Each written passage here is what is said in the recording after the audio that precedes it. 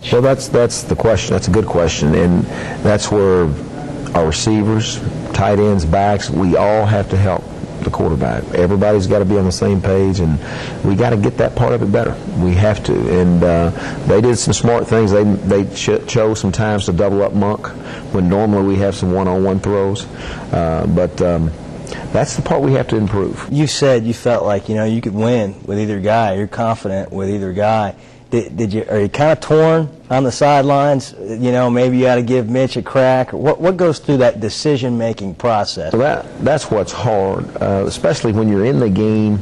You're playing the #1 defense in the country.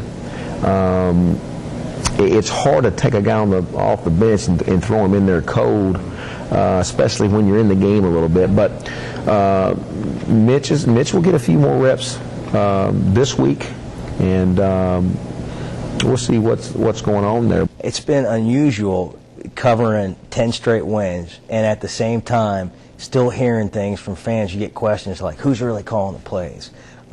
Is Gus being able to run his offense? And I think some of it comes from just the last 2 years, back-to-back losing seasons, not able to throw it as consistently as you wanted to. You had a running quarterback.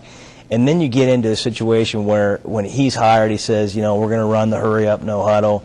And in the spring, you had a different look offense, and it's evolved into a different look now. What changed just in the evolution of from hiring, just even hiring an offensive coordinator all the way up until, say, 11 games into the season? Well, I think the biggest thing is once Gus got here, like all good coaches do, you do what's best to help you win. And he just decided very early on that we weren't quite ready for no huddle, and we're going to eventually get there, but let's do what's best for our team. And also coming in, one of the things I told him, I said, you're going to find out one of the reasons that we didn't throw as much is because our strength is the offensive line in Darren McFadden, Felix Jones, Peyton Hillis, and then you're going to have to go from there. And then Marcus Monk will give you a good hand, and then we have to keep bringing these other guys along. But I think the biggest thing is rumors and rumors of it doesn't do anything. It doesn't do anything, and we couldn't straight if we didn't have the chemistry that we had on this football staff. You couldn't have done it. Not in this league. It's too hard, and that's where you got to give Alex Wood and Gus Malzahn a lot of credit. Along with Mike Marks and Danny and James Shebest, is because they work together so good. Why do you think we hear that stuff? Oh, it makes for good drama. I mean, I know you hear it too. I know because I get the phone calls, and I'm sure that you get them. I mean, it ain't like I don't get them. Nobody No. questions you. No.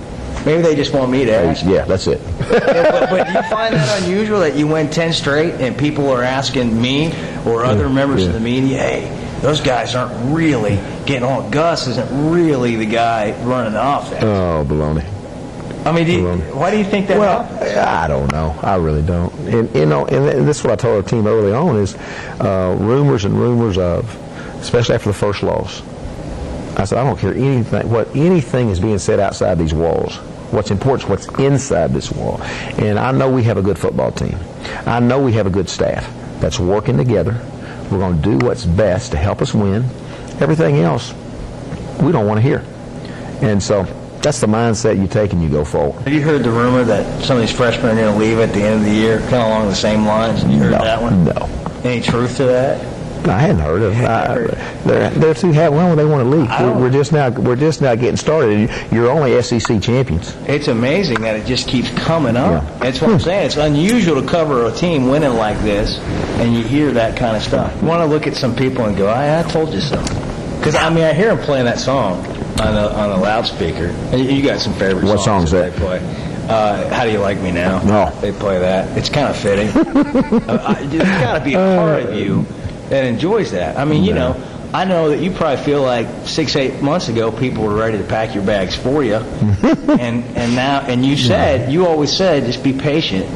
And now that you've accomplished it, anytime somebody tells you can't do something and you can do it, or you do it, there's gratification with that. But again, I don't get a high off going looking in somebody's face saying, no. That doesn't excite me. What does excite me is to see the face of our team in a celebrated locker room, to see my daughters or see my son singing the fight song to our fans. And our student section was phenomenal. They're the MVPs this year in my book. Camping out here on game day, all that to me is what it's all about. What have you learned from the whole thing? Well, the biggest thing is you're going to get knocked down. In any profession, anything you do, you're going to get knocked down. There's going to be always a few people say, I confess it's your fault.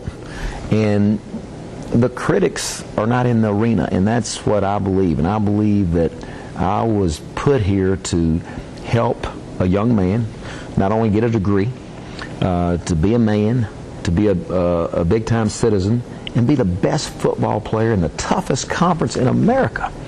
And so we're in charge of, okay, you got to win. We want discipline. We want graduation rates. We want them going to study hall. We want them, yes, sir, no, ma'am.